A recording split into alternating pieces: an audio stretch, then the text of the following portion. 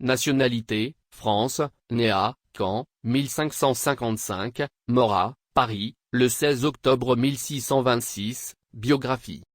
François de Malherbe est un poète français.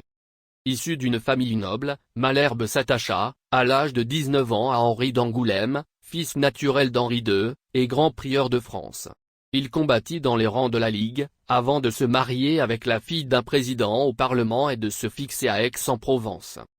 Appelé à Paris pour ses affaires en 1585, il reçut des pensions de Henri IV et de Marie de Médicis. Après la mort de son protecteur un an plus tard, il regagna d'abord la Normandie et puis la Provence.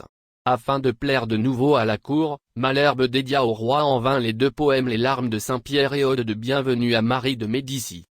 Poète officiel de 1605 à 1628, son évolution de la magnificence à la sobriété traduit le passage du goût baroque au goût classique, amenant la poésie vers un grand dépouillement. Son influence a été considérable sur la poésie française. Épurer et discipliner la langue française a été l'œuvre de sa vie. Malherbe considérait la poésie tout à fait comme son métier. Il manifestait pour cela une grande sévérité à l'égard du maniérisme et du baroque des poètes du siècle précédent et notamment de Philippe Desportes. On peut le considérer comme le premier théoricien de l'art classique fait de mesure et bienséance et l'un des réformateurs de la langue française. Il fut pour cela l'un des auteurs les plus constamment réédités pendant l'Ancien Régime.